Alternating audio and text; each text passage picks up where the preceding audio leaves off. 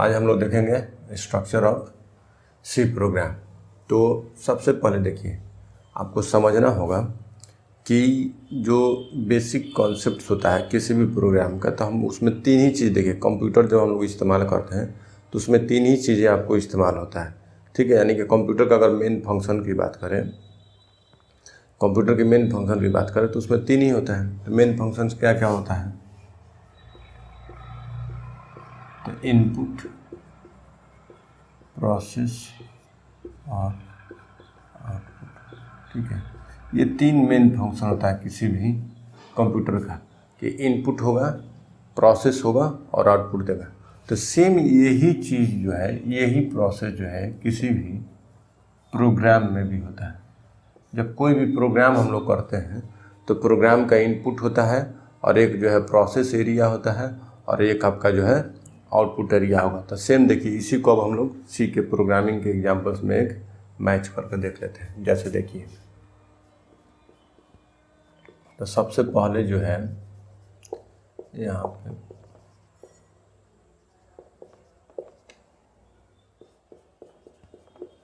तो देखिए, ये जो है बेसिक स्ट्रक्चर होगा किसी भी प्रोग्राम का, ठीक है। अब इसमें देखिए, सबसे पहले जो हमारा आता है हेडर फाइल हम लोग लिखते हैं, ठीक है। उसके बाद जो है मेन फंक्शन, ये देखिए ग्लोबल डिक्लेरेशन एरिया। तो इसको हम लोग फर्दर जैसे जैसे चैप्टर आगे बढ़ेगा उसमें हम लोग इसको डिस्कस करेंगे, ठीक है। ये लोकल डिक्लेरेशन होता है। जब भी कोई प्रोग्राम लिखते हैं तो वहाँ पे आपको जो इनपुट के लिए जो वेरिएबल्स का नीड होता है, तो उसको हम लोग सबसे पहले जो है उसे हम लोग डिक्लेयर करते हैं। उसको हम लोग सबसे पहले क्या करते हैं? डिक्लेयर करते हैं। तो ये डिक्लेरेशन एरिया हो गया। तो अब ये लोकल डिक्लेरेशन, तो लोकल एरिया का मतलब ये होता है कि जब, समझ लीजिए, एक लाइन में समझ लीजिए कि जब इस ब्रेसेस के अंदर कोई भी डिक्लेरेशन होगा, जब इस कर्ली ब्रेसेस के अंदर इस तरह का कोई भी ब्रेसेस होगा तो वो आपका लोकल वेरिएबल डिक्लेरेशन हो जाएगा। या इसके अंदर भी डिक्लेयर होता है इस ब्रेसेस, यानी जितने भी डेलीमीटर्स हैं, जैसे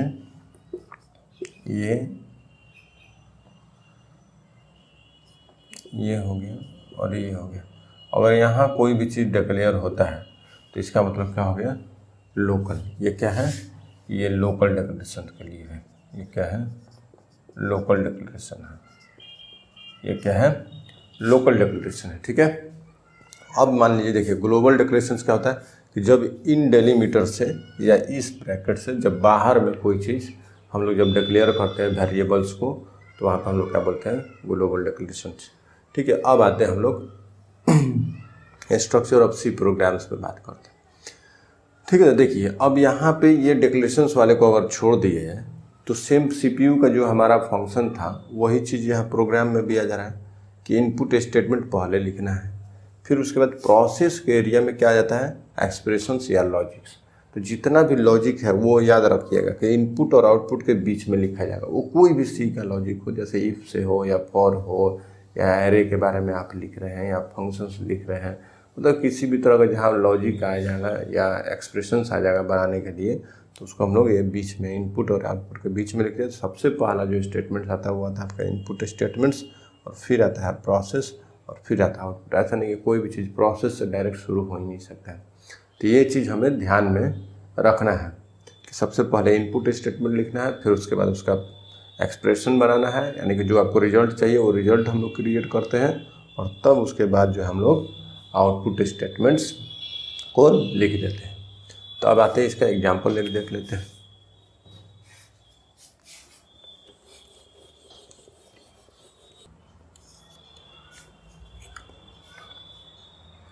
देखिए, ये जो हमारा एक बेसिक एग्जाम्पल्स हो गया, ठीक है। अब देखिए, इसमें इसके हिसाब से इसको मैच करते हैं, ठीक है। तो ये जो पार्ट है, इसको क्या बोलेंगे? ये हो गया इसका इनपुट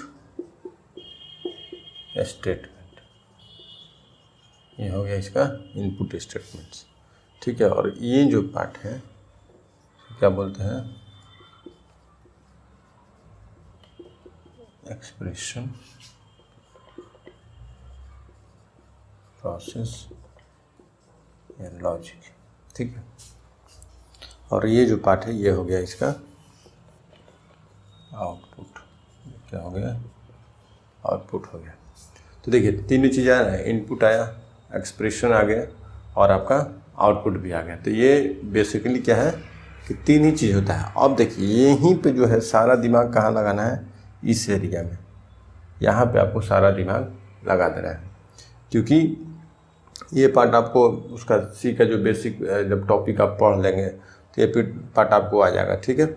इसके बाद मेन यहाँ पे दिमाग लगाना। आप देखिए सी बराबर हमने ए प्लस बी, तो हमने एक एक्सप्रेशन बनाया, तो अब यहाँ पे जितना भी एक्सप्रेशन बनेगा सी का, यानी कि लॉजिकल एक्सप्रेशंस हो या कंडीशनल एक्सप्रेशन हो या लूपिंग स्टेटमेंट्स लिखना हो, तो जो भी लॉजिक लिखना होगा हम लोग यहीं पे लिखेंगे।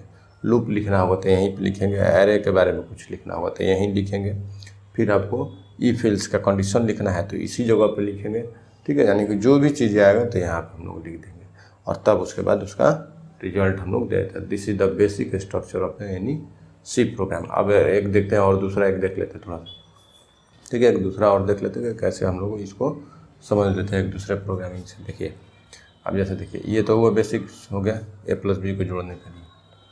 अब आते हैं दूसरा देखते हैं।